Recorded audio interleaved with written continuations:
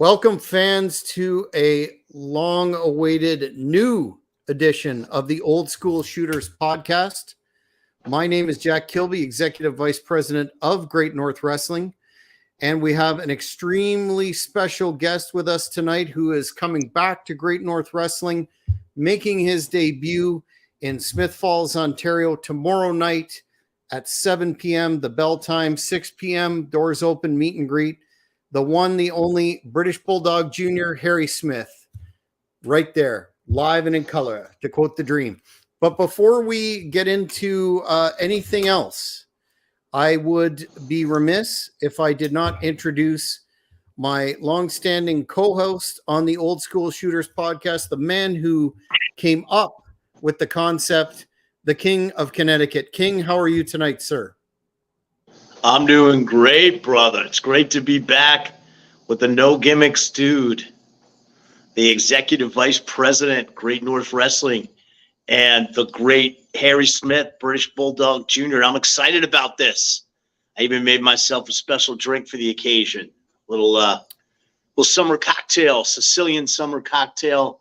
It's Aperol with Aperol with some Pinot Grigio and a little club soda, splash of OJ. And, you know, speaking of old school shooters, this cocktail reminds me of a story of an old school shooter and a good friend and one of our past guests, Mr. Dan, the Beast Severn. Now, Dan, this goes back to 2012. I used to host these Feast with the Beast bar shows with Dan when we were doing our coaching clinics in South Carolina, and he was staying at the Casa at the old King's Castle. And the brewery at the time, Aviator Brewery, they created this beer for Dan called October Beast, which was like the Oktoberfest, and they kegged it. And they were so excited. They sponsored our Feast with the Beast. They forked over some cheddar, and they were so excited to meet Dan and have him try their beer. And they get to the bar. The owner of the brewery's there, owner of Aviator with Dan. He gets Dan a pint. He's so excited to have Dan's reaction. Dan sniffs it. He takes just a little bit and spits it out. And he says, no, he goes, young lady, what I'd like you to get for me is a tumbler glass, fill it with ice, pour about 3/4 rosé wine, and the rest Diet 7-Up.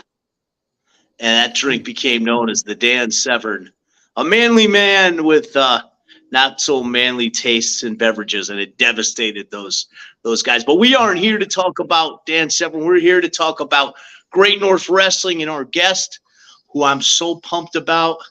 I want to tell a story about the time that I met his legendary father.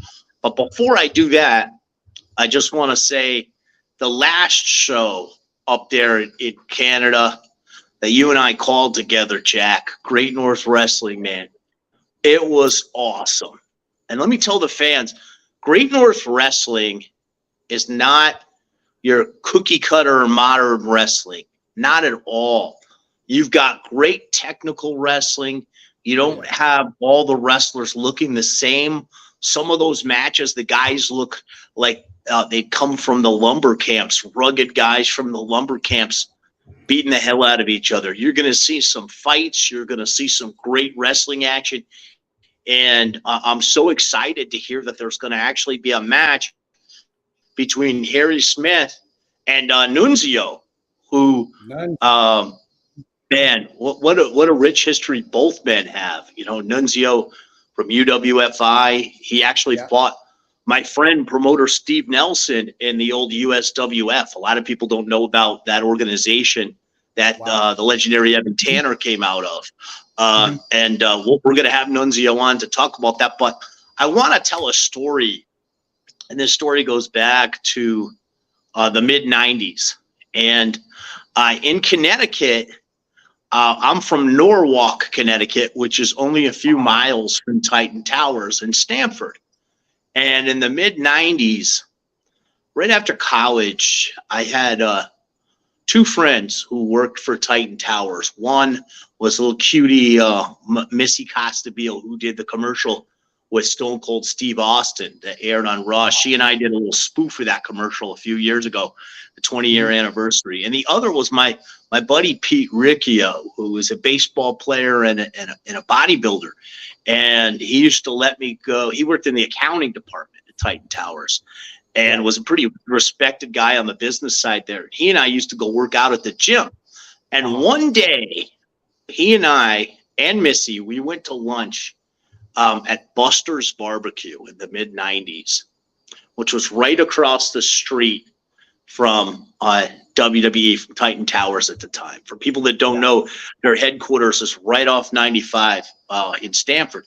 And we get in there, and this is a place where you can kind of load up your meat. And we're loading up a lot of protein. And we look over at the table. We see this guy, just a specimen. And I did a double take, and I recognized him as being the British Bulldog, Davey Boy Smith. And Pete Riccio knew a lot of the folks over there. So he introduced me to the British Bulldog, Davey Boy Smith, a hell of a nice guy. But we marveled at his size, at his presence, at his thickness. And man, he impressed us so much. And it was a one time that I had the absolute pleasure of meeting your dad, and I wanted to kind of tell that story to open up the show. That's awesome. Yeah. One thing, King, I'm going to back up before we get into some of the commentary around shoot, pro, scientific wrestling, etc. Is you mentioned that Harry will be wrestling ECW original Nunzio tomorrow in Smith Falls, who also has a background in the shoot side of things.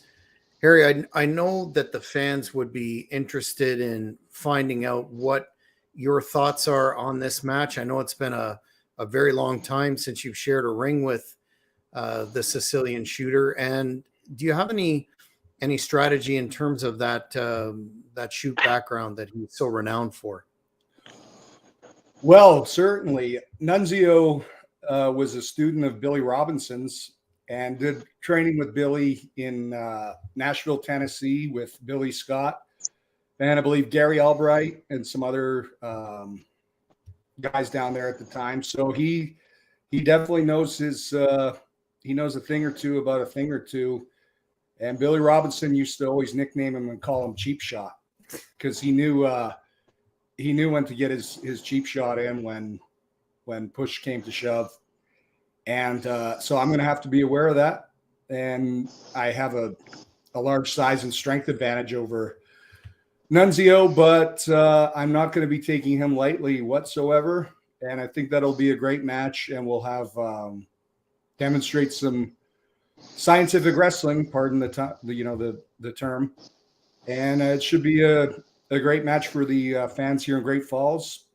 It's been a while since I've been in Ontario up here, and looking forward to sharing the squared circle with Nunzio, certainly a legend, and probably one of the best opponents right now that I can think of from the old ECW era that's still able to actively wrestle.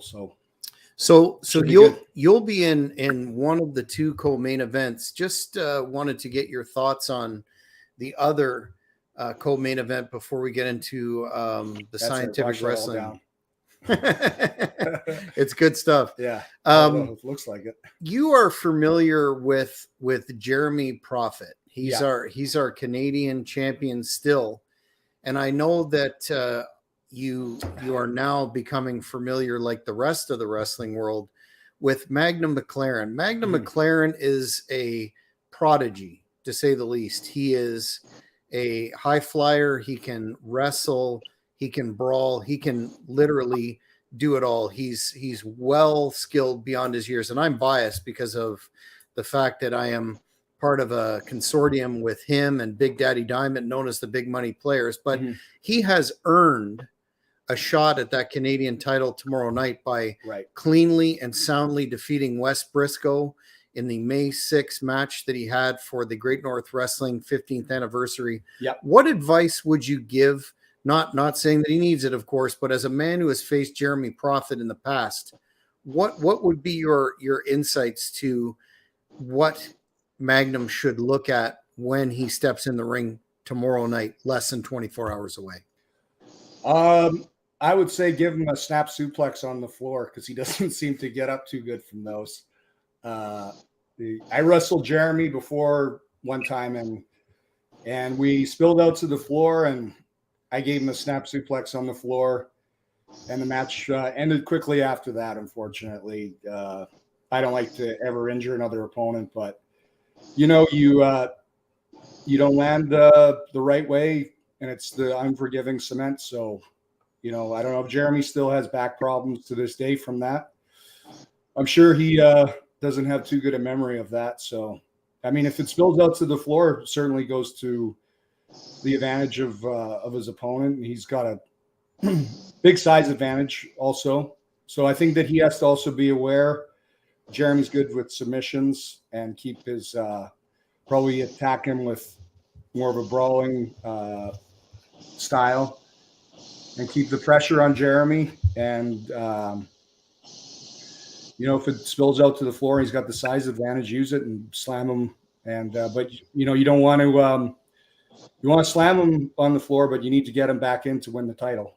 You can't win by count out. So absolutely. Well, there is some inside scoop, and not to say, of course, that Magnum or Big Daddy Diamond, his 7-foot bodyguard, would ever resort to any form of illegal tactics, but there's a little bit of an inside baseball, if you will, in terms of what could be a weakness on Jeremy Prophet. Before, King, I throw to you, we have a question from Mike D for Harry. Sure. Indicating, do you have the Funko Pop toy of your dad? No, I don't. There you go. It looks cool. I don't have it though. Yeah, it does look cool. I like the Funko Pops are cool, but I just not big into collecting those. Gotcha. King, over to you, sir. Well, with the absence of Jake Shannon, Jake was going to join us for this, and I spoke to him briefly. He's with his family. He's traveling. Okay. And you know how it is. He's got, my daughter's grown, but he's got somewhat younger children. So they were at dinner, and Jake asked me to bring this up. There's the Science of Violence camps that are coming this summer. I was fortunate when I was down in South Florida, I was able to hook Jake up with King Mohammed Lawal, who's joined the team there. Very, very impressive team of coaches. You've got UFC world champion Josh Barnett. You've got Wade Chalice. To pro wrestling fans that don't know, I mean, Wade Chalice is literally the king of pins. Yeah.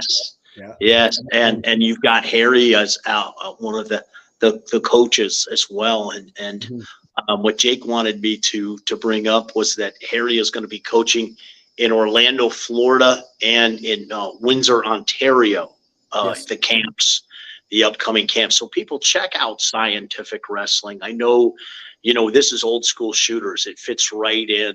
With that, we've had Jake on Old School Shooters, and Jake and I have done a lot of podcasts together over the last year and a half or so.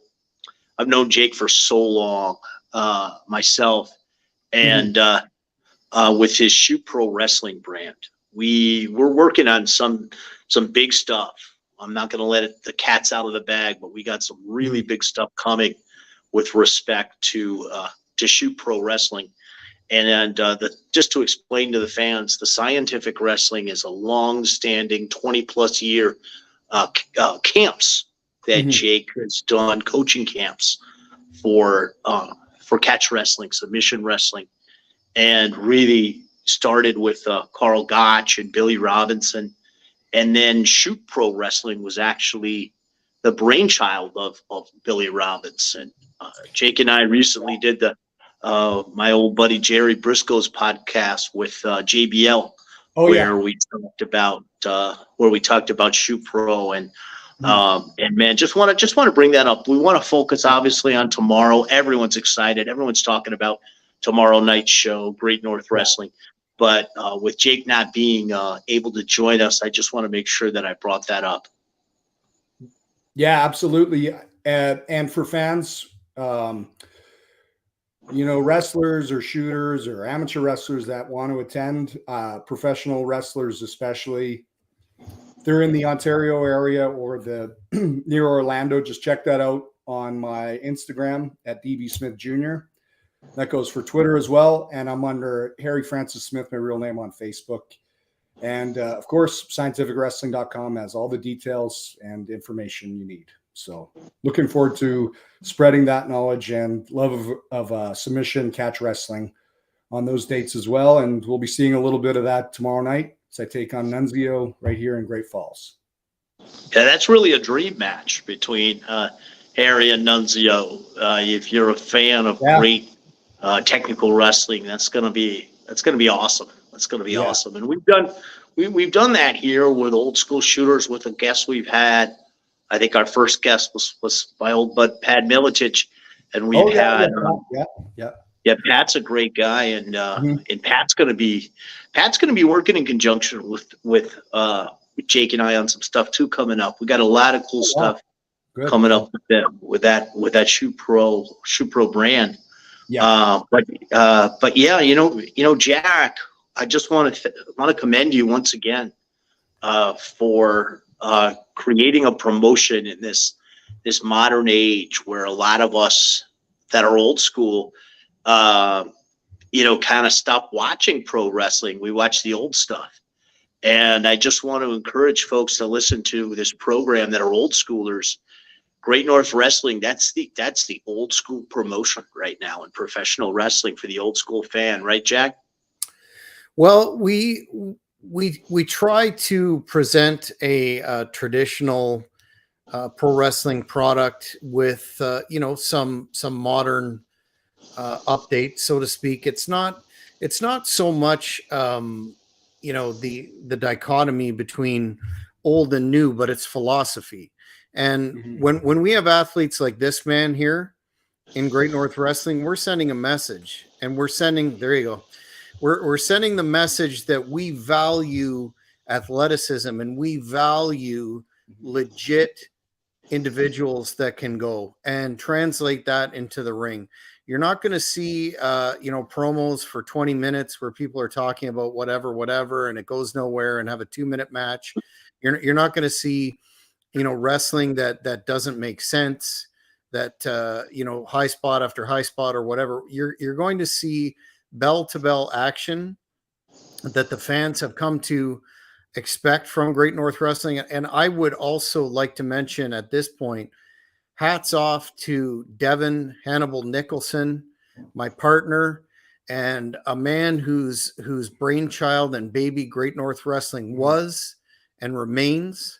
He pioneered this concept of hard-hitting, realistic, yet satisfying pro wrestling, not sports entertainment, not what's going on in Jacksonville, and not to say that there's not a market for any of that, but he is the one that came up with the concept that you see today. And since handing the reins over to me last year, what we're trying to do is build on that. And I think we're off to a great start. May 6th was a big success. Tomorrow night in Smith Falls, it's going to be even more so, and there's only good things to come. So all that being said, we wouldn't be anywhere without our loyal fan base in Ontario and Quebec, and actually through the Hannibal TV reach across the United States. So we're looking forward to many appearances, if we're so lucky to have Harry Smith on Great North Wrestling. And tomorrow night is just the beginning. That is you're right, King. That is a dream match. That is a dream encounter. I've spoken to Nunzio today. He's really hyped. So the fans that don't have your tickets, go to ticketweb.ca right now.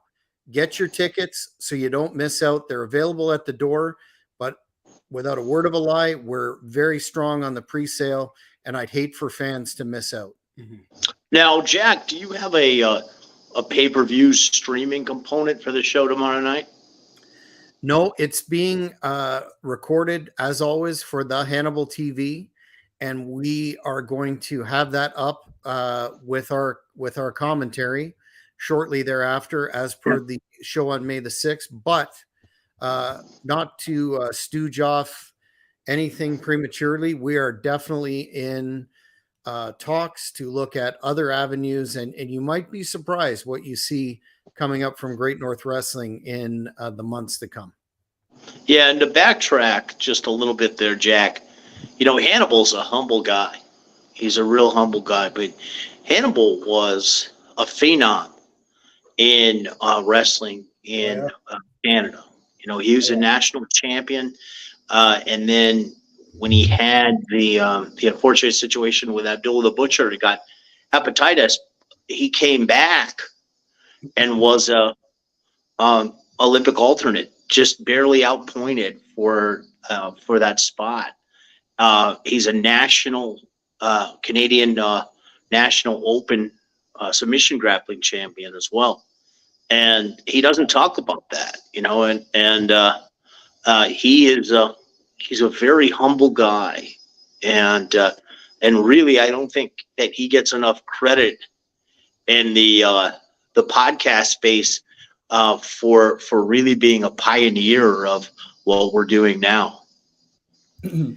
Yeah, that's very true, King. He really, the shoot interview was around before, but Hannibal definitely grabbed a hold of the concept and revolutionized it, so to speak, and even brought it up to the next level. This kind of thing that we're doing here with in studio guest interviews, we hope to, with restrictions easing and the world open up, so to speak, we hope to do more of those in the future. I'd just like to, Harry, throw you a couple of fan questions before. Yeah, I see them popping up. Yeah. Before we go back. And that is, the year before your dad passed, you had a tag match with him, but were there plans to have matches later? Yeah, we had one in 2001 in Calgary, but I don't think that was really televised. And then the last two were in Winnipeg week before his passing. So I was glad to share the squared circle with him, at least for those 3 times. And there were plans that just didn't, obviously didn't happen. So, I want to share another story that relates to another member of Harry's family. And this actually goes back to one of my best friends, the late, great Stefan Bonner. So when Stefan, when I started getting Stefan into pro wrestling, I booked him for his first pro wrestling match, House of Glory, in New York City Arena. And he was supposed to face Matt Riddle. And I've said this before, Bonner and I were sharing a room in Queens, and he told me Riddle's not going to show. And I said, what are you talking about? He goes, look, dude, there's nothing on his social media, right? Nothing about he goes, I was, let's face it, Bonner Griffin, that's what made Ultimate Fighter. And Riddle came out of Ultimate Fighter, right? And there was nothing on it. So literally like 2 hours before, we get the call from the promoter that he's backing out.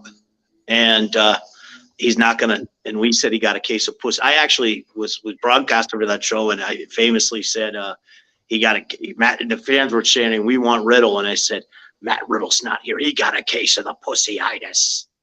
And we had some fun with it. And then we're in the back, and Bonner's going to wrestle Sho Tanaka. This is his first pro wrestling match. And Harry will appreciate this. Sho Tanaka had just come off of a small run with Kazushi Sakuraba Pro Wrestling in Japan. Yeah. And he had done some MMA fights. Yeah. And we were in the back with Bret Hart. He was hosting the show. Bonner and I were in the back with Bret, talking to your uncle about what was going on. And he just said, they just need to go out and wrestle.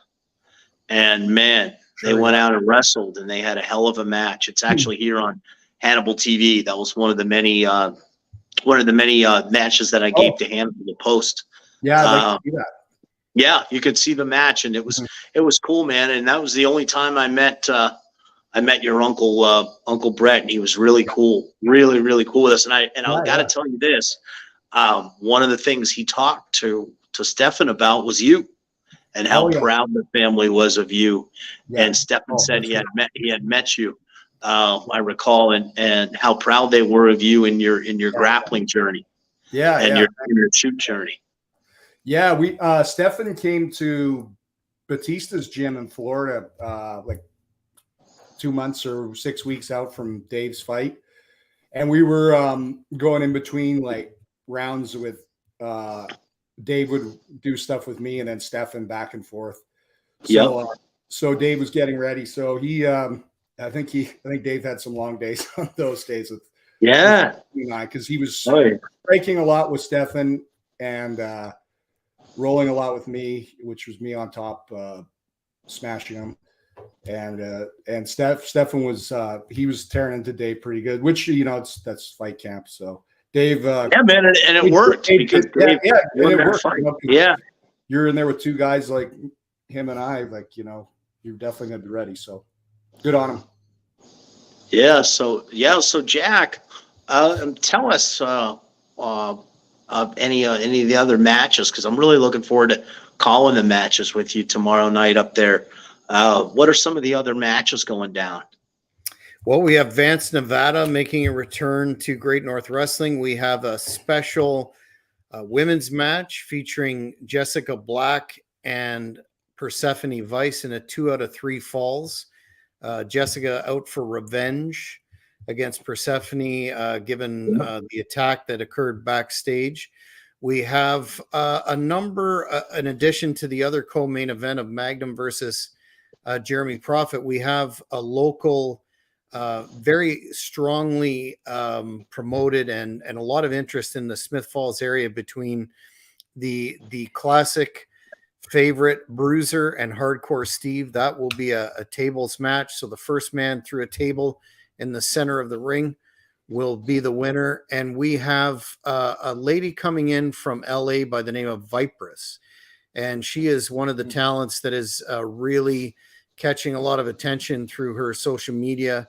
She's coming in to have an encounter with someone by the name of Alicia P. Monroe, who is a stalwart in the province of Quebec. And it goes on and on. It's going to be a night not to forget. I'm going to take another fan question here.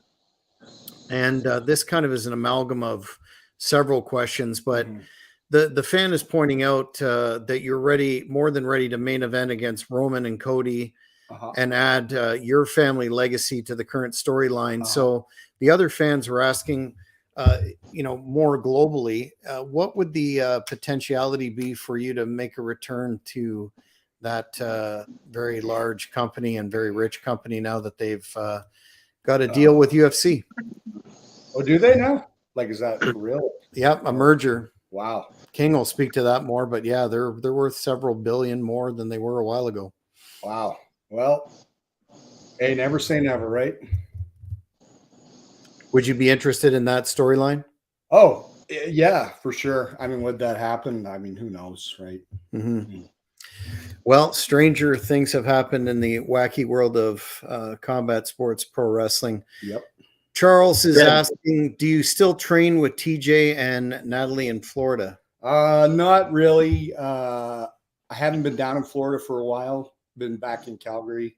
So, it's been a while, but they have a nice training facility down there. They have all kinds of visitors that come every week from all over the place. So it's they have a good crew of guys down there. But no, I haven't been there recently. King, with Jake Shannon indisposed, so to speak, tonight, I thought it would be appropriate for you to touch on the Shoot Pro organization and the concept for the viewers that are perhaps just catching this first edition of Old School Shooters. Sure, man. So Shoot Pro is, as the name states, it's professional wrestling, 100% shoot, win by pin or submission. There've been 3 shows, and the first ever tag team shoot, which was enormously exciting. And Jake is based out of Colorado. So is that the one in Denver at that? yeah, Yeah, the 2-story. Yeah, I know. yeah, that place. cool place, man. Cool venue. Yeah. Cool venue. Yeah. So Jake's so Jake's taken the brand and done a few sample shows, but we got some super exciting stuff coming up, man. We're on the verge right now of a couple major announcements for the future of Shoot Pro that are extremely exciting, and I'm not at liberty to discuss yet, but all I can say, as they say, Jack Kilby, stay tuned. Sounds tremendous. Before we close out this mini edition of Old School Shooters, there were a couple of fan questions about your tenure in Japan. Mhm. This being one of them, if I haven't messed it up. Okay. Talk about Tokyo Joe's training regimen and what the Sayama school in Japan is like. Have you had any sushi lately? Well, I know the answer to that, right? Yeah. Yeah. So the training with Tokyo Joe is, wow, it was something else. I think it started at about 8 or 9 in the morning, and we go for about 4 or 5 hours, and you weren't allowed to eat before. You actually couldn't really eat before because you throw up. So Joe was very sumo based, old school. He didn't care who my father was or family was. And if you were late, which, I'm habitually late my family's always late for everything. So he'd usually yell at me every day. And sometimes it wasn't my fault either. It was just, but I mean, if he was late, it was okay. But the Japs are all like that. But he was particular. So one time I remember he had me and TJ had come back from England, and he was working like the kind of the UK British style where it was in front of a lot of young kids at these holiday camps. So the matches it was a lot of entertainment based wrestling. It wasn't like he was coming back from working the Best of the Super Juniors tour for 6 weeks. And I had just come back. I'd broken my hand here. Then I was out for about 3 months. So I was weight training. That we had, I think, 3 weeks before we were going on a Japan trip together. And Joe, first day, he says, no, we'll just build up your conditioning the first week. And we went, yeah, we know how this is going to go. He always says that. And then he says, we'll just do a little bit in the ring. And then we go in the ring. And so that first day, he made us wrestle in the ring for 2.5 hours straight. No bathroom breaks. We do our finish. He'd tell us to keep going 5 more minutes, yell at us, tell us why we were the shits, why we've repeated the same move 3 times. And I'm like, Joe, we've been in the ring for 2 hours over now. And I had a really long nap after that. So it was, I've never wrestled for 2.5 hours straight, and nor do I want to ever again like that. That was something else. Sayama's gym was cool. It was more laid back because it was a private class, so it wasn't. And I would just go there when I had time in between my tours. And luckily, it was in Tokyo, so it was just a train ride away. And I got to learn a lot about a lot of kicking from Sayama, and he knew a lot about submissions, but he wasn't able to show me as much of that because I had a pretty good grasp with the work with Billy and Josh Barnett and Eric Paulson and Brian Bird from Calgary. And so, it was hard. And I got to see Sayama's, he's got a temper on him too. I could see those eyes light up when he get like super mad, and then he would calm right down. But I heard he's one to hit you with the stick, and there's YouTube footage of him giving his students, we'll just say, showing them his way of showing his love. Put it that way. So now is that so Toro Sayama Tiger Mask? Yeah, the original. Yeah, he actually founded Shuto, where Eric Paulson was a world champion. I hate to give shameless plugs, but Eric and I did a book years ago when I was out there in Fullerton called Rough and Tumble, and it's a history book, which I actually did a fan fest with Dan Severn in Jacksonville, Florida, back a couple months ago, and Eric and Bob Berge sent me some boxes of books, and I sold some books, but I have a bunch of books. If anybody wants to buy a signed copy, they can always hit me up on my social media, and I'll coordinate that.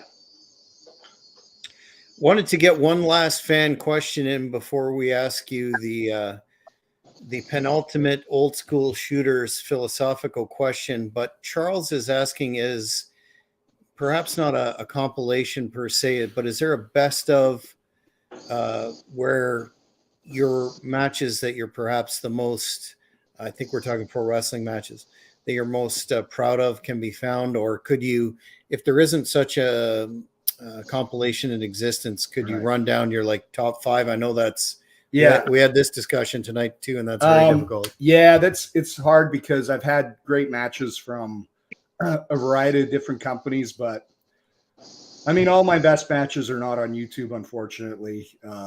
Some of them just never got filmed, which is too bad. But if I had to, New Japan World, they take down anything that gets posted. So, and the ones that stay up are matches I'm not really proud of that had no meaning. So, I go with I like my debut match with Hiro Saito when I was 19 from Cork and Hall, but that's not on YouTube. My G1 Climax 2013 match with Satoshi Kojima, not the 2014, but 2013 from Osaka. The finish was just unbelievable. The timing when I missed the lariat, like I literally felt the lariat brizz by my head, and I ducked. I didn't duck down. I did like a boxer, like duck, bob and weave. And I literally felt his arm, and then I caught him with a big boot and a flying knee, and then gave him a fast power bomb. It's one of my favorite finishes I've ever been a part of. So if you could find that, I think it might be on Daily Motion, but New Japan World would have it. You have to go on there. Again, New Japan World versus my matches with Shibata, matches with Tanahashi, the Intercontinental Championship match I had with Shinsuke Nakamura.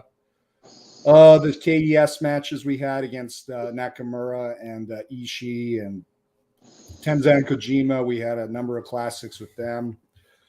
Archer and I against Carl Anderson and Goto, against Carl Anderson and Luke Gallows. Those were all great. And then matches with Tyson Kidd, when we beat The Miz and Big Show for the tag team championships. And then I like my match with Fit Finlay from ECW. My very last match before signing with WWE with TJ Wilson from actually was Devin's show in Cochrane, 2006. And a great match. Some of my house show matches I had with William Regal that never got filmed. Those were classics. I really liked it. And we just went in there and wrestled. No direction, just catch, just boom, wrestle, So all those were great. And my match with Wardell Walker. There's one from Old School Championship Wrestling. And that was a hidden classic, and he's a fantastic wrestler. Well, there you go, fans. Before King, I throw it back to you for wrap-up thoughts and the inimitable tagline. I wanted to ask Harry the question that we ask all our guests. Now, normally our guests are around the same vintage, and King and I have about a decade on you, but I think given the fact that you have such a rich family heritage and you're a throwback in a lot of ways to another time when wrestlers and fighters were more straight up legit. That's why I think this question's appropriate for you. And that question is, what does the concept old school or the mindset mean to you? That this was a question for me? Yes, sir. Well, old school, it should be It's just bread and butter, man. Just there's no substitution for hard work, and learn as much as you can. I mean, you know, you got to learn the basics. The basics are the most important, fundamental aspect of it. And you don't learn the basics properly, you don't have that foundation. And be careful of who you hang around with, because they can rub off on you as well. So iron sharpens iron. So one man sharpens another. Make sure you train with good guys. And also, old school should be, we all respect each other. We all have respect for the wrestling business or the shooting business or whatever it is. And, you know, people are paying their money to invest their entertainment time to watch you. So keep that in mind when you're doing goofy, silly, hokey shit. And, you know, if people want to pay to see that too, I guess there's a market for that, but not what I'm looking forward to. So, well, fans, one last reminder, go now to ticketweb.ca, grab a ticket to see this man in action as part of a stacked card, including also Nunzio. You're going to get your money's worth, and that is old school. King, final thoughts. My final thoughts are, I want to break this battle down between Nunzio and Harry Smith. You know, I'm gonna make a prediction here. I recommend putting your money on Harry, and not just because he's our guest here, but I'm gonna tell you why.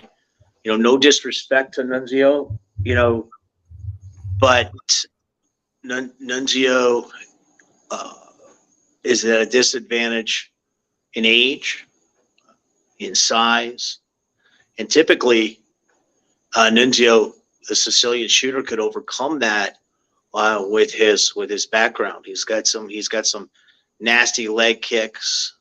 He's got some great submissions. He had a solid folk style background in the tri-state. Yeah. But in this case, Harry is too young. He's too big, and he's too skilled. And I recommend folks put their money on Harry Smith, and I'd say that to Nunzio too if he was here on Old School Shooters, Jack. And I just wanted to tell everybody, thank you so much for tuning in. And remember, we're Silver Sages spreading knowledge for the younger ages. Have a great night, everybody. Thank you, Harry. Thank you, Jack. Thanks, King. And fans, we will let you know when another edition of Old School Shooters will be on the Hannibal TV. Stay tuned. If you haven't already, click the subscribe button and you will get instant updates. See you all tomorrow night in Smith Falls at the Memorial Center. Thank you for watching the Hannibal TV. Please like this video if you enjoyed it and click the subscribe button to not miss any of our latest shoot interviews, match videos, or news updates. Follow us on Twitter at the Hannibal TV for